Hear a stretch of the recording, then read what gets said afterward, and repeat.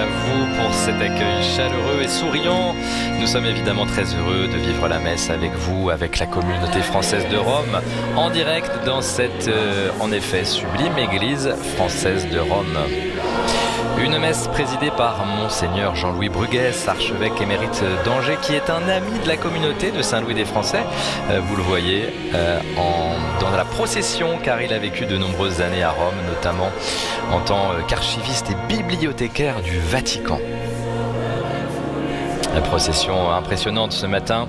La messe est concélébrée par une vingtaine de prêtres français, ou en tout cas francophones pour la plupart, prêtres étudiants pour quelques années à Rome ou au service de la curie romaine. C'est un événement ce matin pour nous d'être ici et pour les Français de Rome.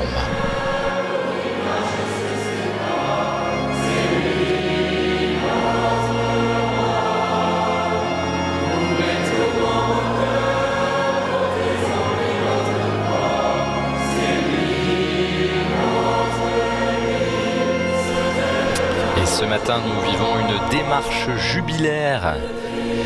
Notre producteur, frère Thierry Hubert, est avec nous aussi dans cette église avec ses frères dominicains. Ils accompagnent 92 téléspectatrices et téléspectateurs du Jour du Seigneur qui sont en pèlerinage ces jours-ci, ici à Rome, à l'occasion du grand jubilé sur l'Espérance qui se déroule cette année depuis le 24 décembre dernier. Nous en parlions évidemment avec mes invités sur le parvis de l'église.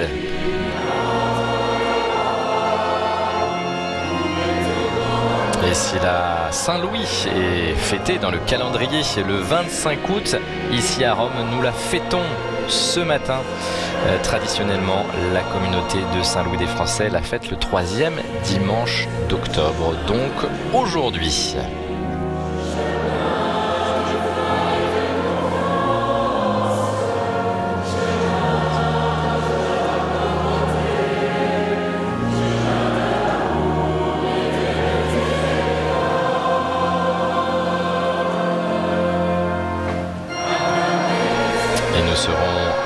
Ce matin par deux chorales de Saint-Louis des Français.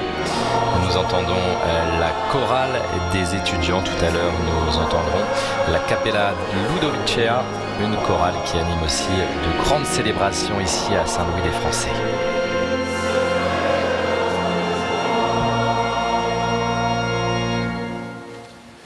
Au nom du Père et du Fils et du Saint-Esprit, la paix soit avec vous.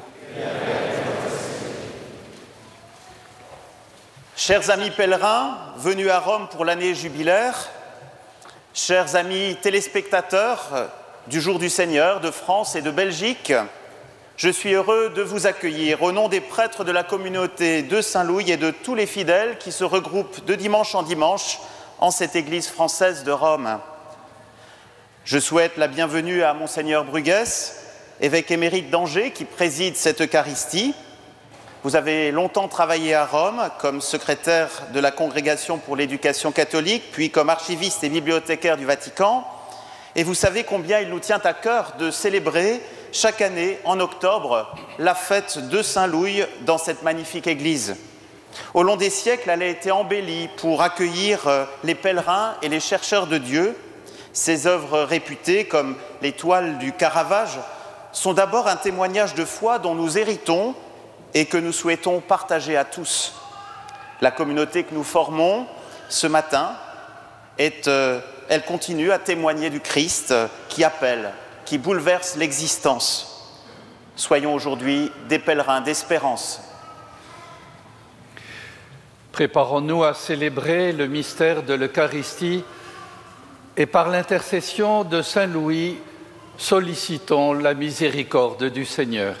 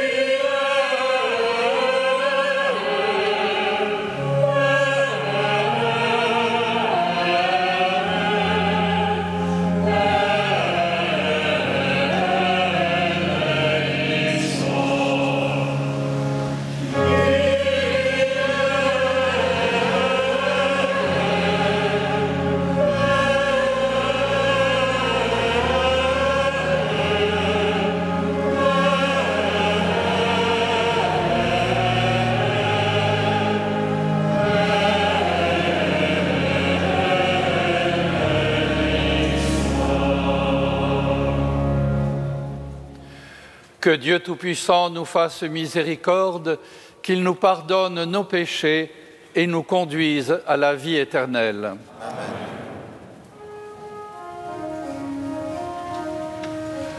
Amen. Gloria in excelsis Deo.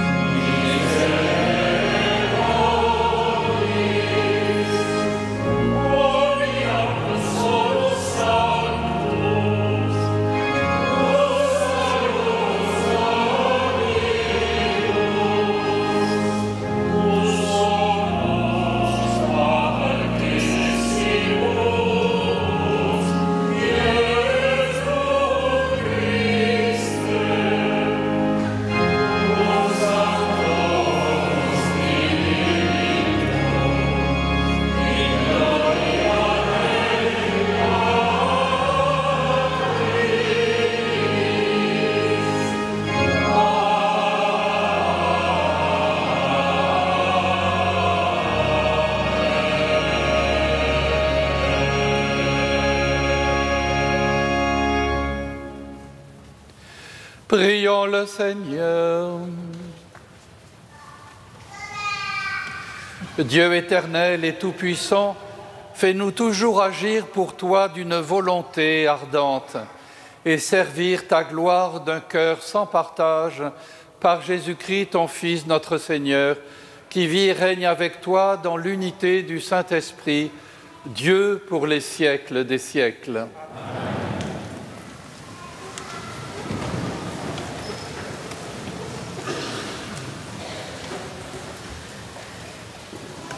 Lecture du livre de l'Exode.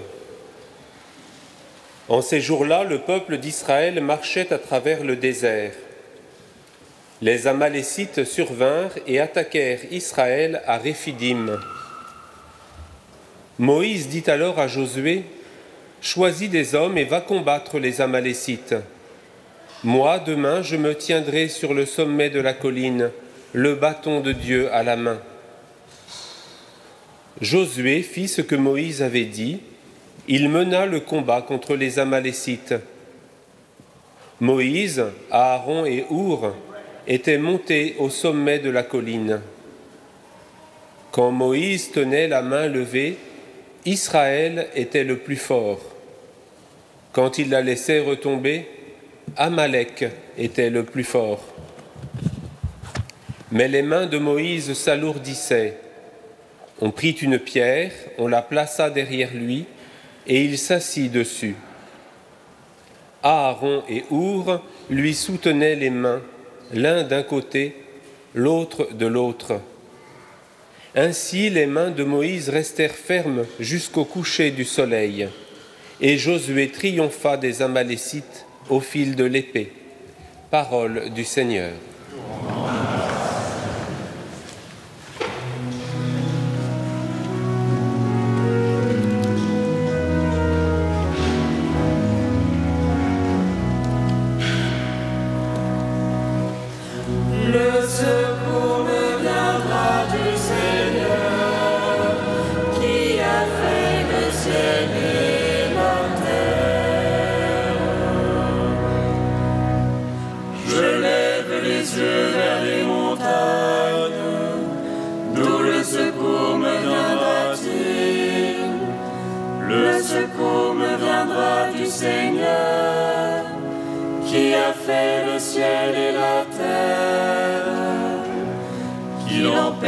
Ton pied de glisser, qu'il ne dorme pas, ton gardien.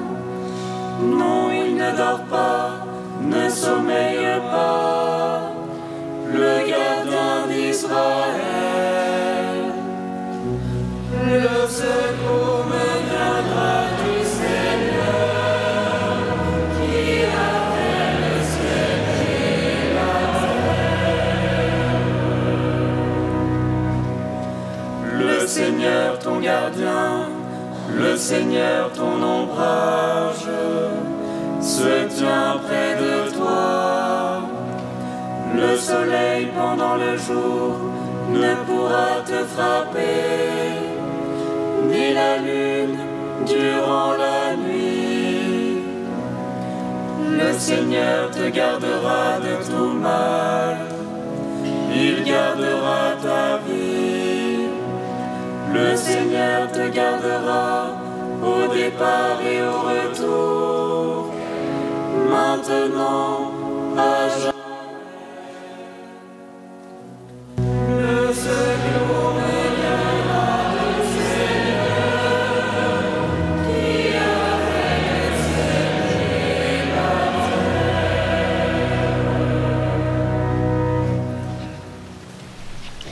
Angélique s'avance pour la deuxième lecture. Elle est l'une des pèlerines de l'Espérance, emmenée par le jour du Seigneur, ici à Rome ces jours-ci. Lecture de la deuxième lettre de saint Paul apôtre à Timothée. Bien-aimé, demeure ferme dans ce que tu as appris. De cela, tu as acquis la certitude, sachant bien de qui tu l'as appris. Depuis ton plus jeune âge, tu connais les saintes écritures. Elles ont le pouvoir de te communiquer la sagesse en vue du salut par la foi que nous avons en Jésus-Christ. Toute l'écriture est inspirée par Dieu. Elle est utile pour enseigner, dénoncer le mal, redresser, éduquer dans la justice. Grâce à elle, l'homme de Dieu sera accompli, équipé pour faire toutes sortes de biens.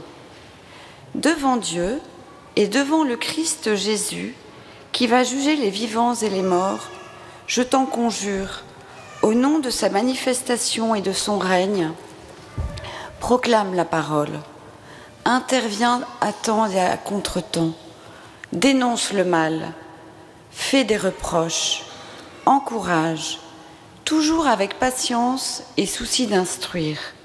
Parole du Seigneur. Les pèlerines et pèlerins du jour du Seigneur ont ce foulard, vous les voyez, en bleu et rouge dans l'Assemblée 192.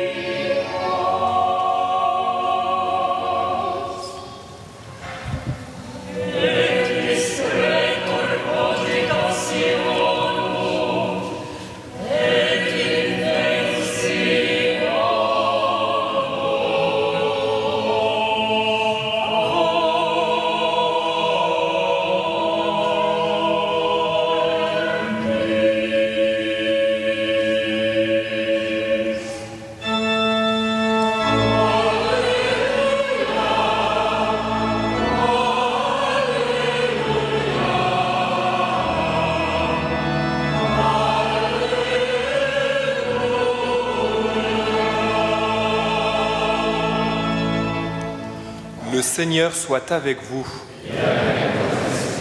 Évangile de Jésus-Christ selon saint Luc.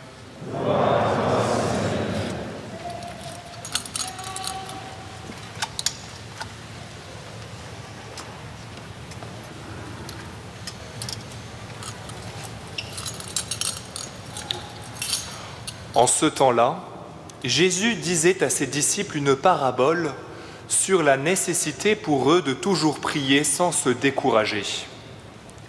Il y avait dans une ville un juge qui ne craignait pas Dieu et ne respectait pas les hommes.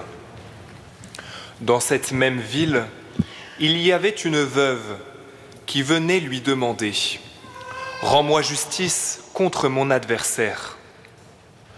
Longtemps il refusa, puis il se dit « Même si je ne crains pas Dieu et ne respecte personne, comme cette veuve commence à m'ennuyer, je vais lui rendre justice pour qu'elle ne vienne plus sans cesse m'assommer. » Le Seigneur ajouta « Écoutez bien ce que dit ce juge dépourvu de justice. Et Dieu ne ferait pas justice à ses élus qui crient vers lui jour et nuit. Les fait-il attendre? Je vous le déclare, bien vite, il leur fera justice. Cependant, le Fils de l'homme, quand il viendra, trouvera-t-il la foi sur la terre? Acclamons la parole de Dieu.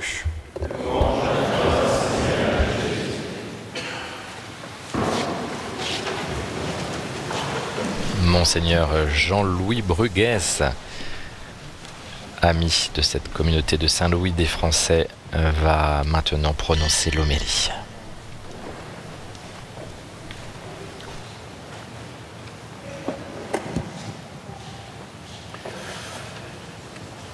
Quelle chute abrupte!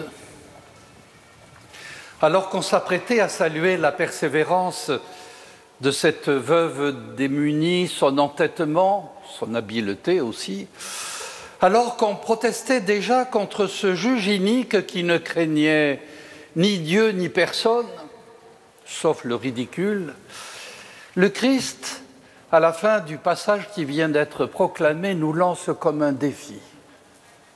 Quand viendra le Fils de l'homme? Trouvera-t-il la foi sur terre? Traduisons. Cette lumière que je suis venu apporter, ce feu, cette voix, cette foi, saurez-vous les transmettre jusqu'au bout, jusqu'à mon retour? Transmettre, voilà la passion de notre Église. Depuis ses origines, persuadée qu'elle avait reçu un trésor qui devait enrichir l'existence de tous, elle a déployé un souci de transmission dont on ne trouve guère d'autres exemples dans l'histoire.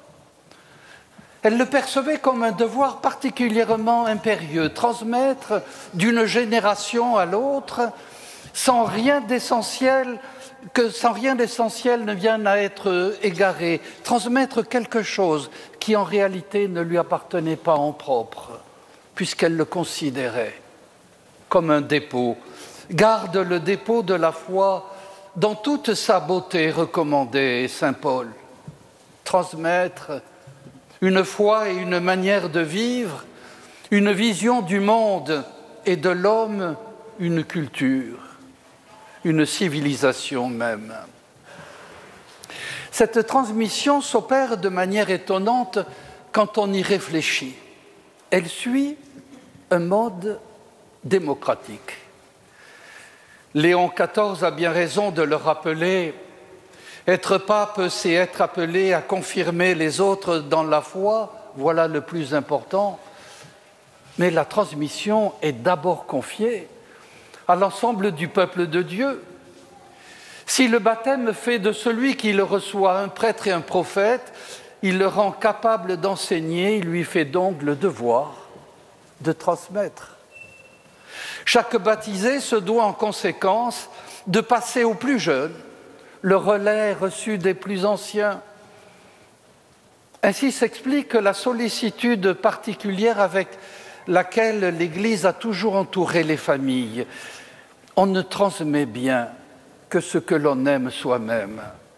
La famille constitue le lieu le plus naturel, le plus immédiat de la transmission, et l'Église prévoyait donc que par amour pour leurs enfants, les parents allaient les éveiller à ce qu'ils croyaient être l'indispensable.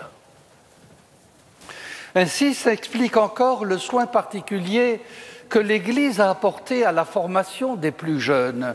Elle a voué à cette tâche les meilleurs des siens. Elle en a fait monter un nombre impressionnant sur les autels. L'école moderne, c'est elle qui l'a créée. La pédagogie moderne, c'est elle qui l'a inventée, que l'on songe par exemple au génie des premiers enseignants jésuites, à l'orée de la modernité. Cette tâche n'est pas moindre de nos jours, je la crois même plus nécessaire que jamais, plus difficile aussi. Je n'ignore pas les attaques répétées qui visent les écoles catholiques dans notre pays. Placé à la tête de la congrégation de l'éducation catholique, j'avais souvent rappelé le propos de ces écoles, leur spécificité. Comme catholiques, elles se doivent d'accueillir tous ceux qui, volontairement, frappent à leur porte. Comme catholiques, elles cherchent à leur donner le meilleur du savoir humain, à mettre l'excellence à la portée de tous, à commencer par les plus démunis. Comme catholiques, enfin, elles sont chargées de faire découvrir à tous les élèves les 1000 saveurs de la culture chrétienne. Tous les élèves, oui. Même ceux qui n'appartiennent pas à la même religion. Même ceux qui se proclament sans religion. Sans cela, quelle serait la raison d'être de ces écoles? Étant bien entendu que l'adhésion au Christ reste toujours un choix personnel et libre. De ce choix personnel, l'Église de Saint-Louis des Français qui nous accueille ce matin en donne une magnifique illustration. Placée dans une des chapelles latérales, à ma droite, une toile du Caravage évoque une vocation. Lévi est un changeur, autrement dit un voleur, selon les mœurs de l'époque. De fait, la pièce dans laquelle il se trouve tient plus du tripot que du bureau, et l'argent y coule à flot. Assis à sa table, il discute ferme avec les clients. Le Christ vient d'entrer et son bras par-dessus la tête des clients est étendu. Il pointe son index. Jésus choisit son apôtre et il lui donne un nom nouveau, Matthieu. Et avant de se lever pour suivre Jésus, Matthieu fait un geste que nous devrions nous-mêmes reprendre à notre propre compte. Il porte sa main sur sa poitrine dans une attitude d'incrédulité. Comment a-t-il pu être choisi, lui? Le chrétien est celui qui n'en revient pas de la hardiesse du choix de son Seigneur. Et l'étonnement reste ainsi le premier signe de notre santé théologale. Choisir librement le Christ parce que lui-même a été le premier à nous choisir librement. Jusqu'à son retour, donc, le Fils de l'homme ne manquera pas d'appeler des disciples, il l'a promis. Le devoir de l'Église, en conséquence, celui des baptisés de toutes les générations, de chacun de nous en somme, ne souffre ainsi d'aucune incertitude, transmettre fidèlement à ces mêmes disciples le beau dépôt de la foi.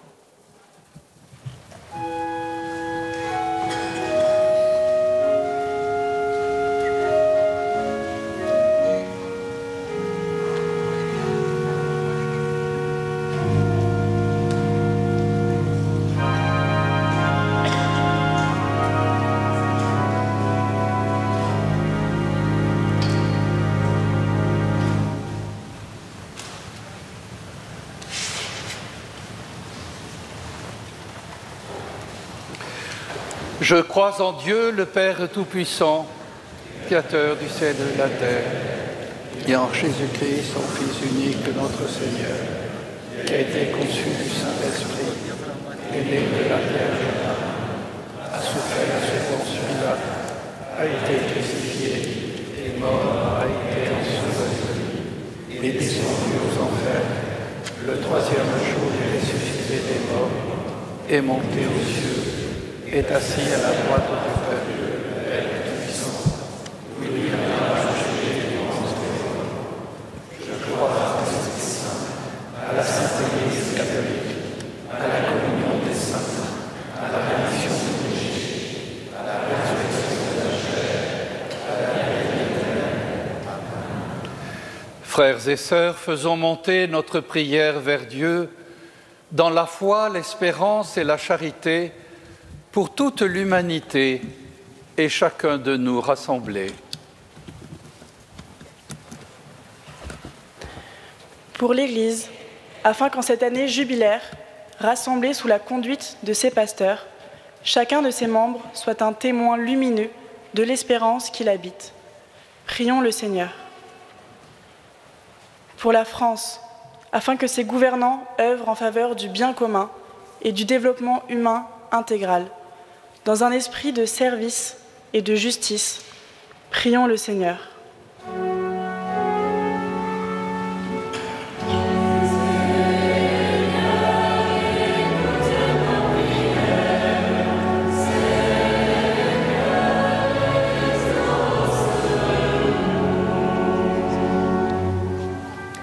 Pour les personnes malades et souffrantes, afin qu'elles trouvent soutien et réconfort auprès de témoins qui leur manifestent la présence du Christ à leur côté. Prions le Seigneur. Pour notre assemblée qui célèbre aujourd'hui son saint patron, que Saint Louis préside à l'unité de notre communauté et nous rende attentifs aux besoins de chacun. Prions le Seigneur.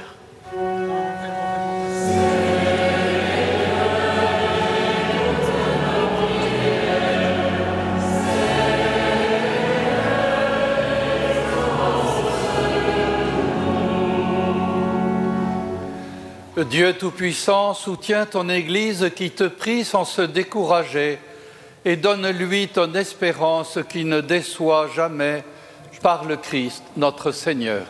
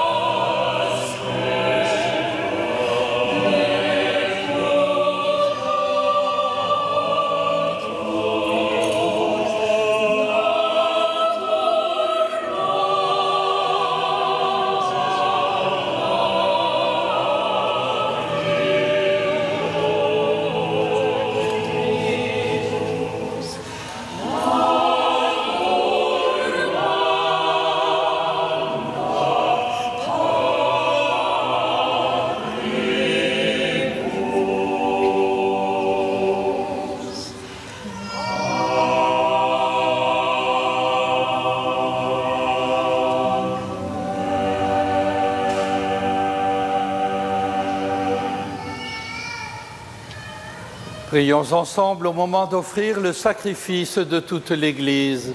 Et le salut du monde.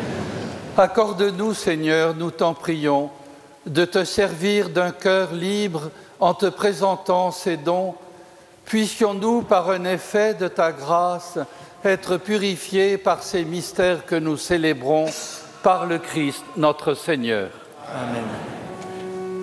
Le Seigneur soit avec vous. Élevons notre cœur. Rendons grâce au Seigneur notre Dieu. Vraiment, il est juste et bon pour ta gloire et notre salut de t'offrir notre action de grâce toujours et en tout lieu. Seigneur, Père très saint, Dieu éternel et tout-puissant, par le Christ notre Seigneur. Dans le mystère de sa Pâque, il a fait une œuvre merveilleuse, car nous étions esclaves de la mort et du péché, et nous sommes appelés à partager sa gloire. Nous portons désormais ces noms glorieux, descendance choisie, sacerdoce royal, nation sainte, peuple racheté. Nous pouvons annoncer au monde les merveilles que tu as accomplies, toi qui nous appelles des ténèbres à ton admirable lumière. C'est pourquoi, avec les anges et les archanges, avec les puissances d'en haut et tous les esprits bienheureux, nous chantons l'hymne de ta gloire et sans fin nous proclamons.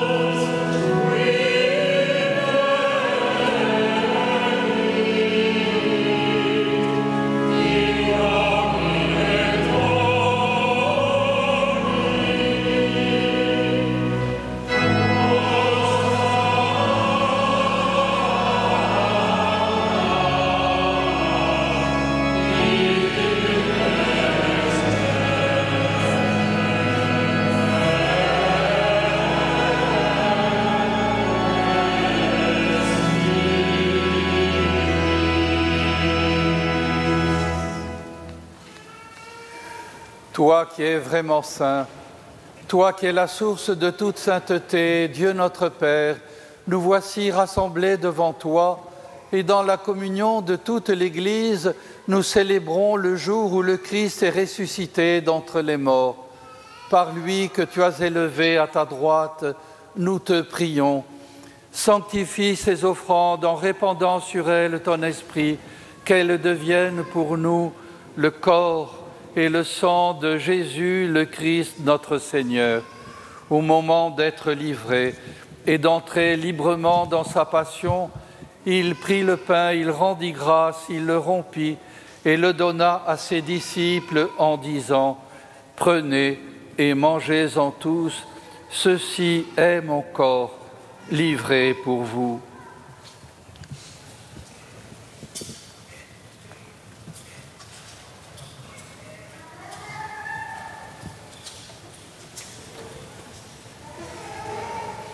De même, après le repas, il prit la coupe, de nouveau il rendit grâce et la donna à ses disciples en disant « Prenez et buvez-en tous, car ceci est la coupe de mon sang, le sang de l'alliance nouvelle et éternelle, qui sera versé pour vous et pour la multitude en rémission des péchés. Vous ferez cela en mémoire de moi. »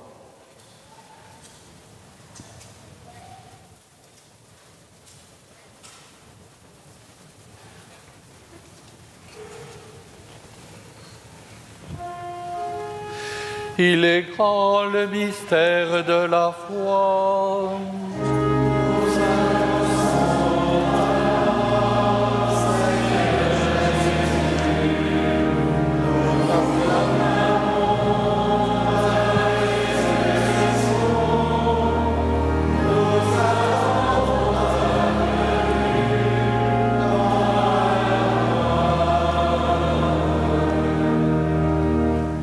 En faisant ainsi mémoire de la mort et de la résurrection de ton Fils, nous t'offrons, Seigneur, le pain de la vie et la coupe du salut, et nous te rendons grâce, car tu nous as estimés dignes de nous tenir devant toi pour te servir. Humblement, nous te demandons qu'en ayant part au corps et au sang du Christ, nous soyons rassemblés par l'Esprit Saint en un seul corps.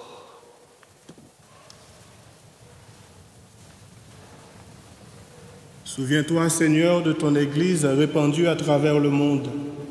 Fais-la grandir dans ta charité en union avec notre pape Léon et tous les évêques, les prêtres et les diacres. Souviens-toi aussi de nos frères et sœurs qui se sont endormis dans l'espérance de la résurrection, et souviens-toi dans ta miséricorde de tous les défunts.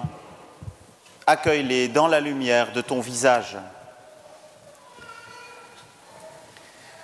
Et sur nous tous, enfin, nous implorons ta bonté.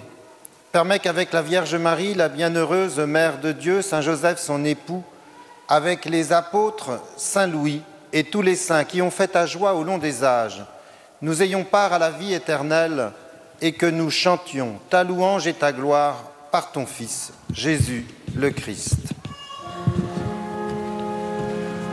Par lui, avec lui et en lui, à toi, Dieu le Père Tout-Puissant, dans l'unité du Saint-Esprit, tout honneur et toute gloire pour les siècles des siècles.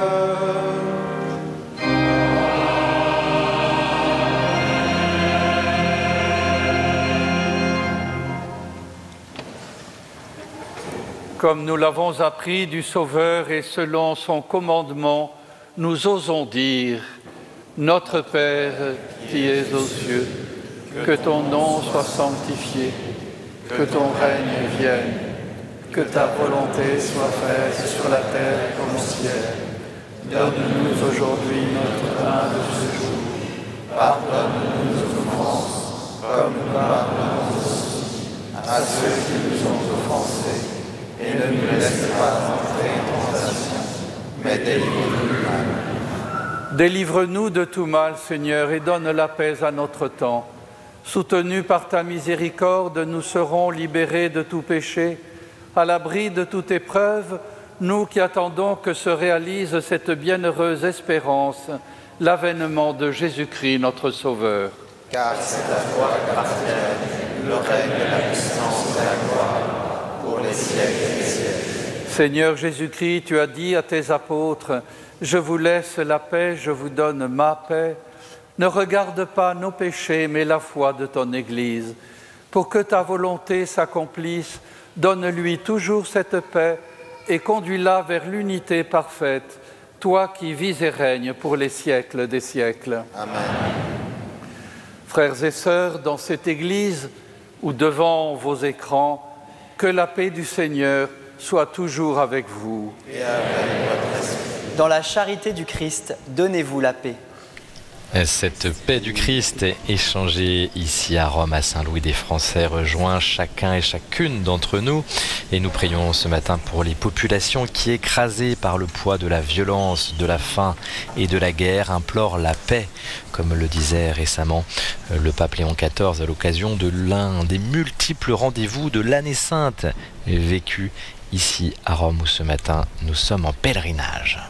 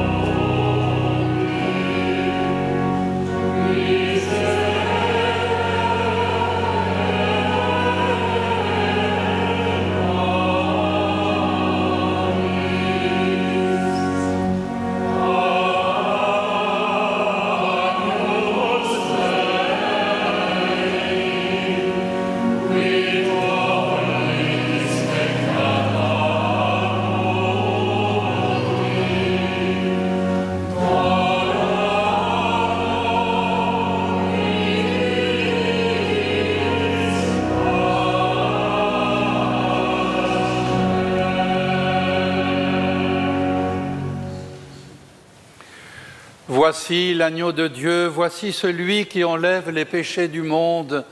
Heureux les invités au repas des noces de l'agneau. Seigneur, je ne suis pas digne de recevoir, mais dis seulement une parole, et je serai.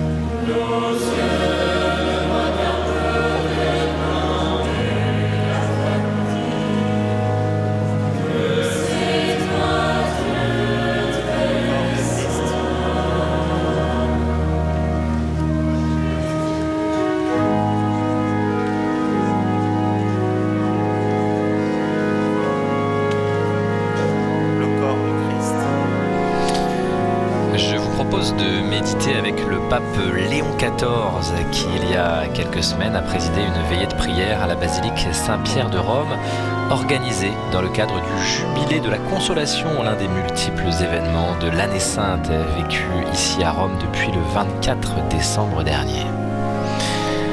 Là où il y a le mal, nous devons rechercher le réconfort et la consolation qui le vainquent et ne lui laissent aucun répit. Dans l'Église, nous ne devons jamais être seuls. Posez sa tête sur une épaule qui vous console, qui pleure avec vous et vous donne de la force, est un remède dont personne ne peut se priver. C'est le signe de l'amour car là où la douleur est profonde, l'espérance qui naît de la communion doit être encore plus forte. Et cette espérance ne déçoit pas.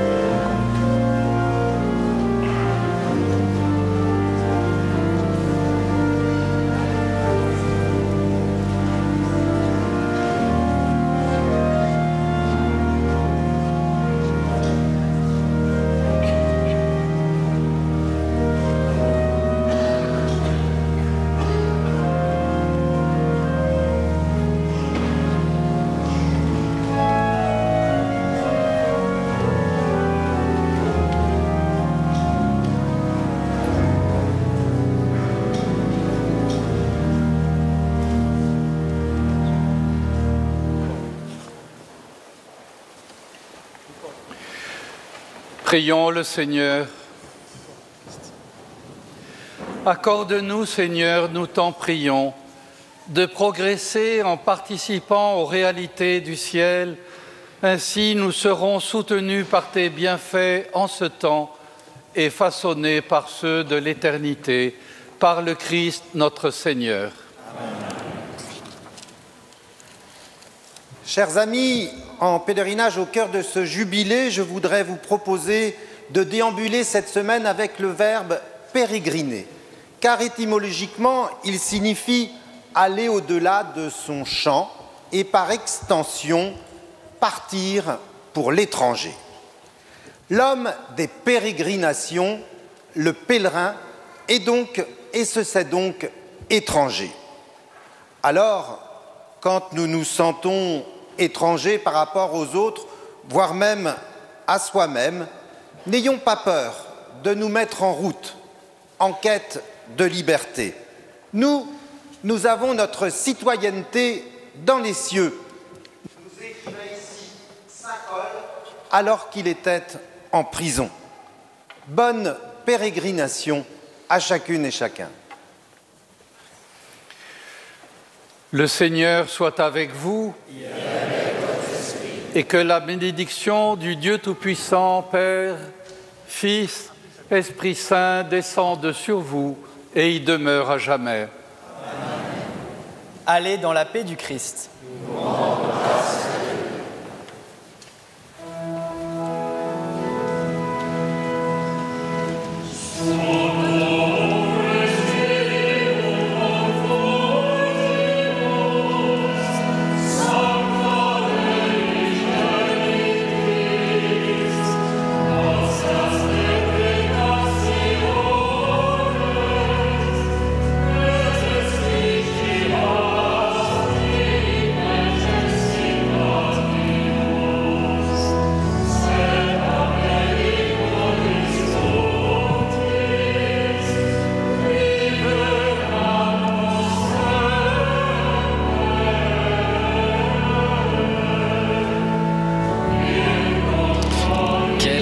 Ce matin d'être des pèlerins de l'espérance en cette année sainte, portée aussi à sa manière par la petite communauté française de Saint-Louis des Français. Merci pour votre accueil, chers Français de Rome, et salutations à nos amis belges qui étaient avec nous, qui sont avec nous grâce à la RTBF. Le jour du Seigneur se poursuit avec la parole d'un catholique qui connaît bien Rome et qui suit de près les grands événements de l'Église universelle. Haut fonctionnaire, ancien ambassadeur et ancien secrétaire général de l'Élysée, Jean-Pierre Jouyet, pour nous ce matin, en cette année sainte, témoigne de sa foi. Voici sa parole inattendue.